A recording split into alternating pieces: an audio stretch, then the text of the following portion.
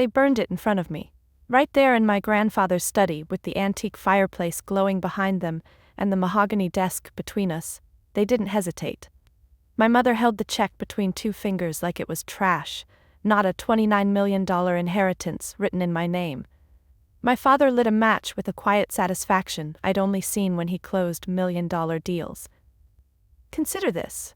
A correction," he said. The flames curled the edges of the paper, and I watched the ink melt into smoke. My mother smiled like she'd just saved the family name from disgrace. I didn't say a word. I didn't cry, didn't stood there, quiet, still, watching. What they didn't realize, what they would never imagine, was that the moment that check turned to ash, something else caught fire inside me. 3 hours earlier, I had walked into that room with shaking hands and dry lips. Grandpa Hal's funeral was a formality.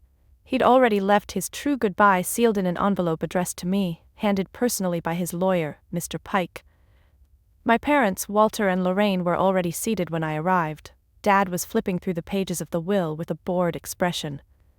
Mom gave me her usual tight-lipped smile that barely masked disgust. She was dressed in all black, pearls at her neck like mourning was a performance. My siblings weren't there. They hadn't spoken to Grandpa in years, not since he refused to fund Vance's crypto project or Meryl's documentary about soul-healing water. But me? I'd been visiting Grandpa every Sunday since I was 16. We'd sit in his garage with coffee mugs and car parts, and he'd teach me what combustion sounded like when you did it right. "Hal wanted her to have this," Mr. Pike said, sliding a sealed envelope across the desk toward me. Inside was the check, made out to me. Dated 3 weeks before he passed. The note attached said, "For the one who kept her hands dirty and her heart clean, make something real, Marla." Mom barely glanced at it before snatching it from my fingers. "This isn't a game," she hissed. "You think you can buy your way into respect with this? You think this changes who you are?" She stood, marched to the fireplace, and with Dad striking the match like it was choreographed, they torched it. They thought I'd scream. They expected me to beg, but I just smiled. Because what they didn't know, what they'd never understand, is that the check was only one part of what Grandpa left me. The real inheritance was already moving through circuits and steel and engines across the city. I didn't need their permission. I never had. What hurt, though, what always hurt, was that they thought they were saving me from myself. "You were always his pet project," Dad muttered as he dusted ash off his suit. He was wrong. I wanted to ask him if he ever considered why Grandpa trusted me more than his own son. But what was the point? They'd written me off years ago. Ever since I chose engineering over law school, over the family firm. I was the embarrassment, the mechanic daughter, the one who traded pearls for socket wrenches. And now they thought they'd won. I stepped forward and looked into the fireplace. The embers crackled, the last edges of the check folding into gray. I turned to Mr. Pike. "Is that the original?" I asked calmly. He looked up at me with the faintest glint in his eyes. "No," he said. "That was a ceremonial copy, per Hal's instructions." Mom turned sharply. "What?" I met her stare. "I guess Grandpa wanted to see who would burn first." I didn't walk out of that room in rage. I walked out in silence, with my heels clicking softly against the marble floor, each step a note in the quiet symphony of vengeance. Not the angry kind. The designed kind. The kind that waits in silence, hums beneath skin, and knows exactly when to rise. I was done trying to be accepted by them. My inheritance wasn't just money, it was faith. It was belief that someone like me, grease-stained, underestimated, could build something they never could. They burned a check. But I was about to burn down everything they thought they controlled. I was 8 when I first held a ratchet wrench. It was too big for my hand, too heavy for my arm, but Grandpa Hal didn't laugh. He crouched beside me in the garage, his voice low and sure. "You don't need strength to fix an engine, you need to listen." And I did, to the ticks, the hisses, the hums beneath the metal. While my classmates obsessed over ballet or iPads, I spent hours sketching crankshafts and turbochargers in the margins of my math homework. While other little girls played house, I rebuilt a lawnmower from scratch. My mother hated it, said I smelled like oil.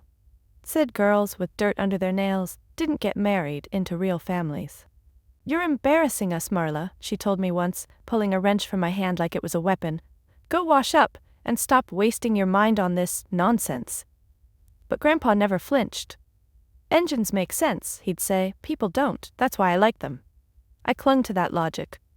In a house where emotions were currency and love came with tax forms, engines were honest. If something was broken, you could take it apart and fix it. No pretense, no favoritism. Just torque, timing, and truth. My brother Vance was the golden boy, varsity tennis, Ivy League, cryptocurrency visionary. My sister Meryl, the humanitarian actress/influencer, had her own PR team by 25. They got applause, magazine features, and trust funds. Me? I got silence at the dinner table. I still remember the day my mother looked at me and said, "Do you even want to be successful?" I didn't answer, because what I wanted wasn't her version of success. It wasn't gala invites or photo shoots in Tuscany. I wanted to build something that roared, something real. So I hid. In garages, in workshops, in the school's underfunded auto club where no one cared if your fingernails were blackened with grease.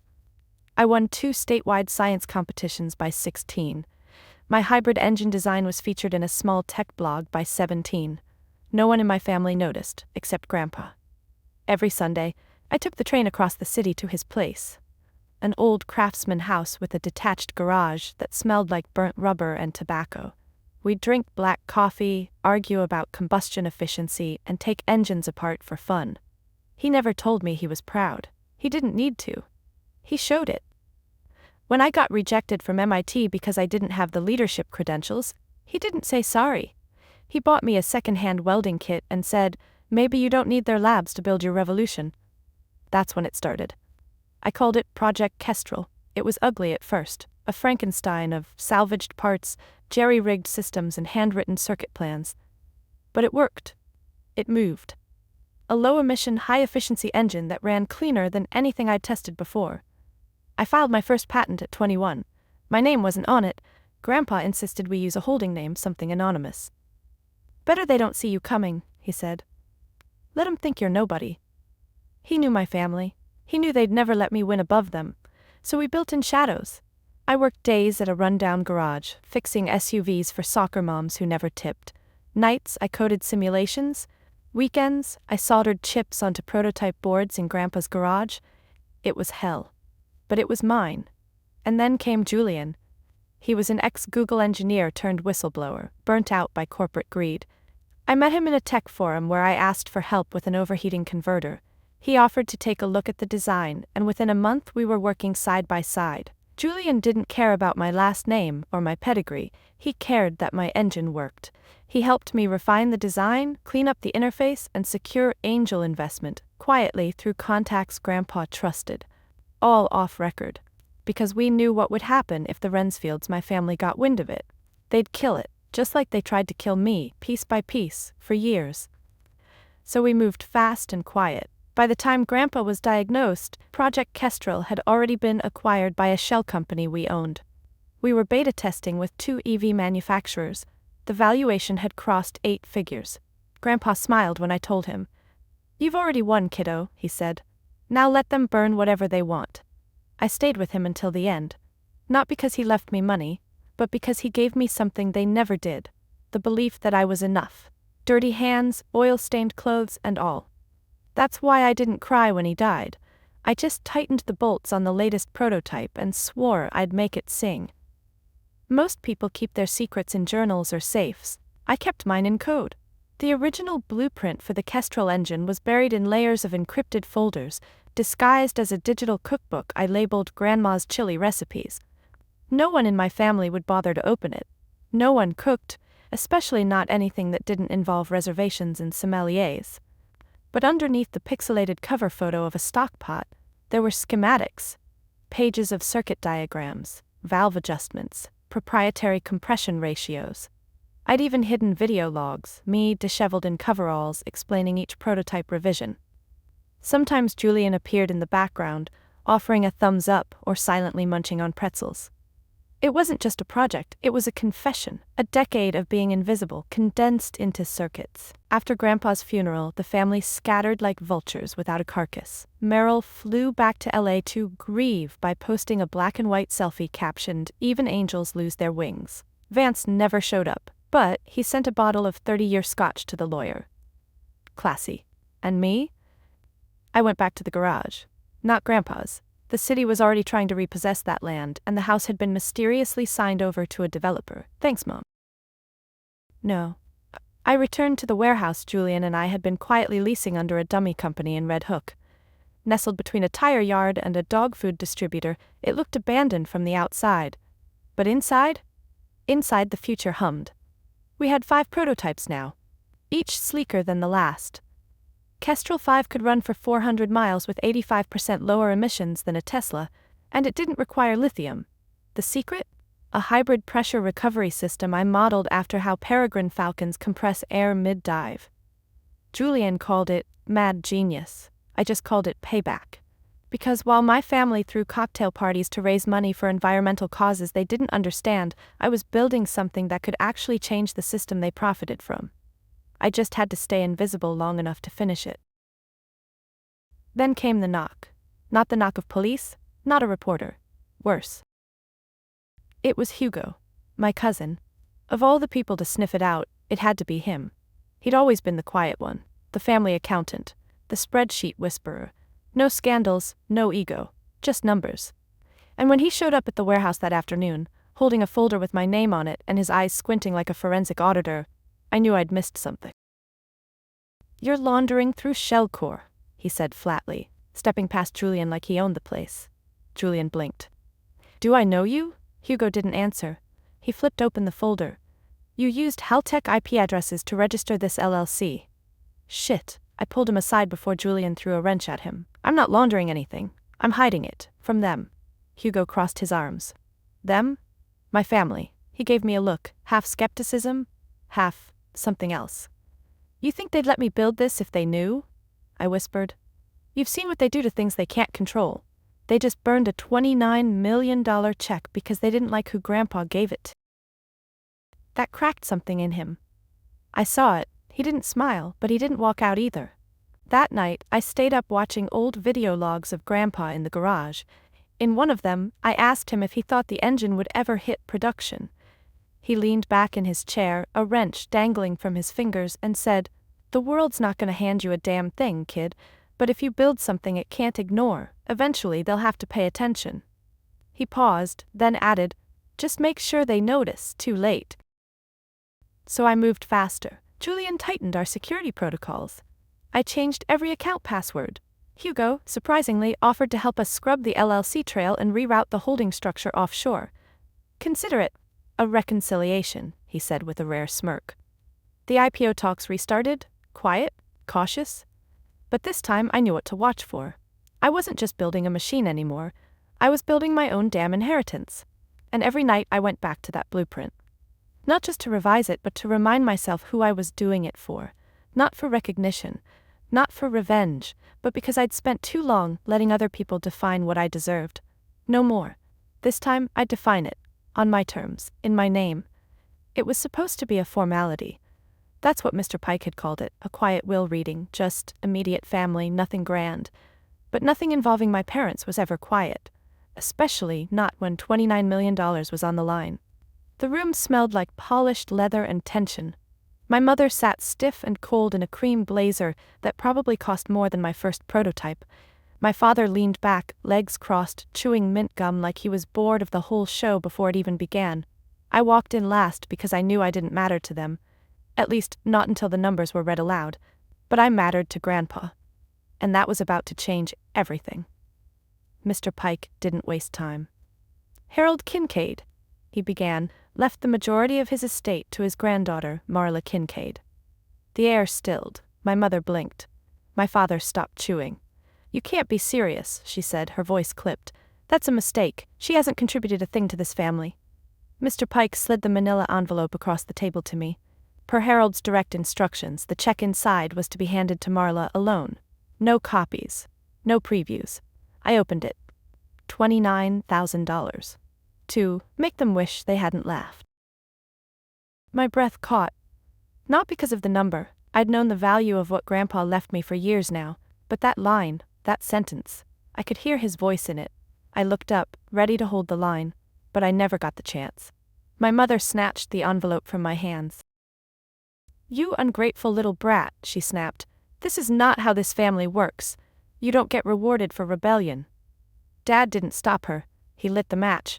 I won't let you embarrass us with this stunt, he said. And then, in one motion, they tossed the check into the fireplace. The flame roared to life like it knew exactly what it was consuming. I stood frozen, more by the familiarity of the moment than the fire itself. They were doing what they always did, burning whatever didn't fit their narrative. But this time, I smiled, because they didn't know the punchline yet. Is that legal? My father asked suddenly, glancing at Mr. Pike. He didn't look up from his file. Well, seeing as that check was a non-binding copy created at Mr. Kincaid's explicit instruction, I'd say what you burned was symbolic. What? My mother snapped. The real transfer has already occurred. The funds were moved to a holding account 5 days before Mr. Kincaid's death, all under Marla's name. My smile widened. They hadn't just lost the inheritance, they'd burned their last illusion of control. You smug little, my mother began, but I cut her off with a soft voice that carried sharper than hers ever could. You didn't burn a check, I said. You burned your own dignity. For a second, neither of them moved. Not a breath. Not a blink. Then Dad stood up so fast the chair skidded backward. This is theft. She manipulated a dying man. Mr. Pike chuckled. If anything, sir, Mr. Kincaid was never sharper than when arranging this. He even made a note that Marla would know exactly how to handle your reaction. They both stared at me like they were finally seeing me. Not the version they painted, mechanic girl, family stain, but something they hadn't prepared for. A strategist. A threat. Their daughter. On my way out, I paused by the fireplace. Only ash remained. Funny, I murmured, how fast paper burns, almost like promises in this family. I didn't wait for a response. I walked out, my boots echoing across the marble. Mr. Pike followed a few steps behind and handed me a key fob. Your grandfather left one last thing, he said. The garage, and a note. I unfolded the slip of paper. Keep building. The world doesn't need another Kincaid, it needs a Marla. Outside, the wind felt different.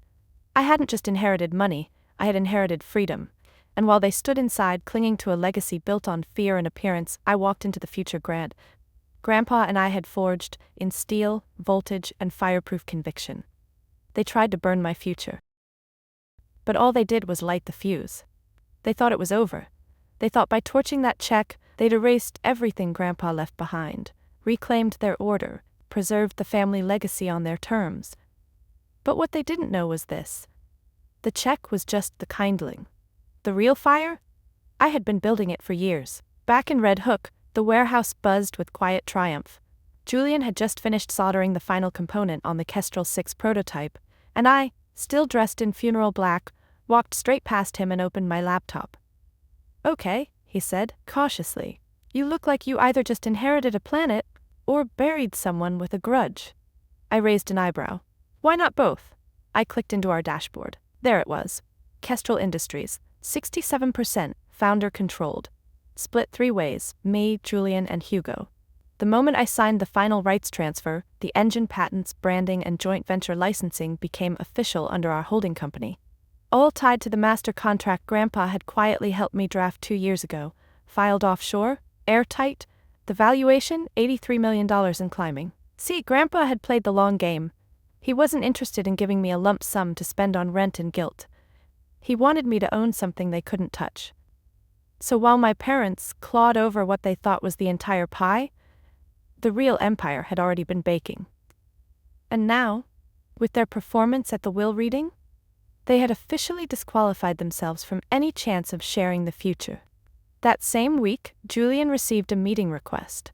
It wasn't just any firm, it was Halverson Motors, the exact company my father had been angling to partner with for years. They wanted to license the Kestrel engine for their new Eco line, didn't know who was behind it, and were desperate to meet the tech lead. Julian forwarded the email to me with a simple subject line. Your move, boss. I stared at the screen for a long time. I could have walked into that meeting as an anonymous engineer, signed quietly, taken the money, kept the peace, but something inside me whispered, no, let them see me, let them burn. The meeting was scheduled for a Thursday, conference room, Midtown Manhattan. White walls, glass doors, leather chairs. The same flavor of sterile power my parents worshipped. I arrived 5 minutes early, heels clicking on marble, laptop in hand. hair back, no makeup, grease still faintly staining my cuticles. The Halverson execs stood when I walked in. One of them extended his hand. "We've been hearing fascinating things about the Kestrel line. We assumed your founder was older." I smiled. "He was. He's gone now. I'm what's next." We locked down the deal within 2 hours. Royalty percentages, manufacturing rights, full integration within 18 months. And the best part? They agreed to showcase the engine prototype live at the Green Tech Global Summit, a televised event, industry-wide, press everywhere. Guess who was slated to attend that summit as a keynote guest? Walter and Lorraine Kincaid. When the announcement dropped a week later, Hugo texted me a photo. Mom at the dinner table, mid-choke on her Chardonnay. Dad holding the newspaper like it had just slapped him. I didn't respond, but I did approve a press release for Kestrel Industries the same day. Our founder, Marla Kincaid, has always believed the future belongs to those who build it, not those who inherit it. A few days later I got a call. Blocked number. I answered anyway. "Marla," my mother's voice said, "we need to talk." There was no rage in her tone this time, just tremble. I leaned back in my chair and stared out the window of the small office above the warehouse. "You burned your shot, Mom," I said. "We didn't know. You didn't ask to know." There was silence, then, "We're still your family." I let the words hang in the air, then answered softly, "No, you're my origin story." I hung up, didn't flinch, because I knew, finally, that my worth had never needed their validation. I didn't need to be chosen. I just needed to choose myself. And now that I had, let them burn every bridge they wanted. I was already flying. I didn't expect to see them again so soon. But fate has a sense of humor and a perfect sense of timing. The Green Tech Global Summit was everything I'd dreamed and everything they'd dismissed. The ballroom pulsed with energy, cameras rolling, CEOs clinking glasses over billion-dollar projections. In a space dominated by suits and synthetic smiles, I stood grounded, in boots, not heels, ready to unveil the engine that would rewrite the playbook. Kestrel 6 sat at the center of the display floor, housed in clear casing, gleaming under spotlights like a mechanical heart. It was beautiful, precise, alive. And next to it, the nameplate read, "Designed by Marla Kincaid." They saw it the second they walked in. My parents, Walter and Lorraine Kincaid. They froze in the entryway, just long enough for me to notice the shift. The recognition in their eyes followed immediately by the panic. My mother stepped forward first, wearing her signature pearl necklace and a smile too rehearsed to be real. She didn't look angry. She looked strategic. "Darling," she said sweetly, like nothing had happened. "We're so proud of you." I blinked. "Now you are?" My father cleared his throat. "Marla, we want to talk, privately." I crossed my arms. "Talk then, but we're not in private anymore, we're in my arena now." The air between us tightened. They were on edge, both dressed to impress but sweating behind their public masks. They'd read the press. They knew about the Halverson deal. They knew I'd secured patents. What they didn't know, what they couldn't admit even now, was that I'd done it without them. I leaned in slightly. "You came here to salvage your name, not to support mine." "Marla," my father said, "you're a Kincaid. We should be united in this. Kestrel is a breakthrough. We could help you scale." I laughed, loud enough that a few people turned. "You mean own it?" I said. "Like you tried to own me." My mother stiffened. "That's not fair." "No," I replied, "it's accurate. They tried switching tactics. My father said the family name had reach, investors who trusted them, media who listened. My mother offered to manage public relations for me, help refine my image. They even hinted at a joint venture. Kincaid Holdings could absorb Kestrel and provide the infrastructure I lacked. It was almost funny. They'd spent years pretending I was invisible. Now they were desperate to stand beside me before the lights turned on. I stared at them both. Not with anger, not with hatred, but with something colder, clearer. Pity. "You burned your chance when you burned that check," I said. "Now you want equity? Legacy?" I shook my head. "You're not part of this legacy. You're the reason it exists." A Halverson exec passed by, nodding at me with respect. I nodded back, the weight of my nameplate badge brushing against my chest. Walter Kincaid looked smaller now. Lorraine's mouth trembled, but she held it together. Always the performer. Then she said it. "Your grandfather would want us to work together." Wrong move. I stepped forward, voice steady. "No. Grandpa knew exactly who you were. That's why he left it all to me. Not for revenge, for protection. They flinched. From what? I let the pause sit heavy before answering. From you. I didn't storm off. I walked, deliberate, calm, and unapologetic. I took my place beside the Kestrel engine as the lights dimmed and the announcement blared through the speakers. Introducing the next generation of sustainable power, designed by Marla Kincaid. People clapped, cameras flashed, and in the crowd, I saw them, my parents, watching as their forgotten daughter took the stage. I didn't wave, I didn't look back. Later, as the summit wound down and the press swarmed with interviews, Hugo pulled me aside. "They'll come again," he said. "New faces, old tricks, just stay sharp." "I know," I said. "Still hurts though, doesn't it?" I nodded slowly. "A little less every day." Then I smiled. "Not for the cameras, for me." "I didn't build Kestrel to prove them wrong," I said. "I built it to prove me right." The next morning I stood alone in the garage Grandpa left me, the real inheritance. Not the money, not the patents, not the accolades that followed. Just this space. 4 cracked concrete walls, the faint smell of oil and time, and the workbench where he once said, "You'll make noise in this world, but make sure it's your kind of noise." Sunlight poured through the windows, catching dust particles in its path. I laid my hand on the engine block of Kestrel 7, still unfinished, and for the first time in years I felt still.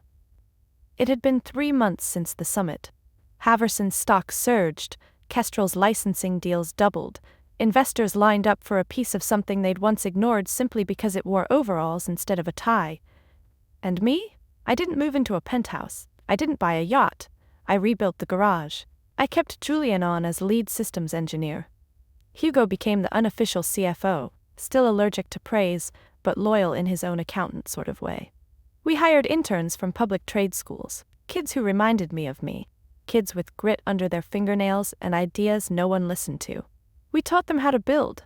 We let them know their hands were allowed to matter.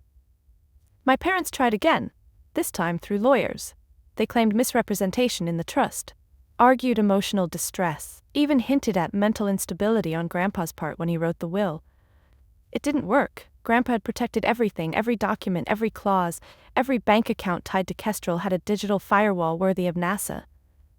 Their final play was silence. No lawsuits, no phone calls, just absence, but that was okay, because absence had raised me better than they ever could. I walked over to the small safe under Grandpa's workbench and unlocked it. Inside was a single envelope. He'd left it there years ago, told me not to open it until everything was finished, until I'd made it. My hands shook as I broke the seal. Inside was a photo of us. Me at 15, covered in grease, grinning proudly next to our first rebuilt carburetor, and scribbled in his shaky handwriting, "You built more than an engine, kid. You built yourself. Now go teach someone else how." I sat down, tears blurring the ink, because he knew. He always knew. That night, I walked into the community workshop we opened 2 blocks from the warehouse. Dozens of young builders lined the benches, half of them women, most of them first-gen, many ignored by the very system I had to claw through. I picked up a wrench and smiled. "This," I told them, "isn't about engines. It's about choosing your path, even when they tell you it doesn't exist." A hand went up in the back. "Did you ever think of giving up?"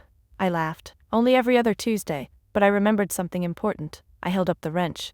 "They don't get to build the legacy you leave behind, you do." That night as I locked up, I passed by the newsstand. There was my face on a glossy cover, Forbes Tech Visionaries Under 35, the same name they once mocked. Marla Kincaid. Not their version, mine. You know, I used to think inheritance was about what you're given. Turns out it's about what you refuse to give up on.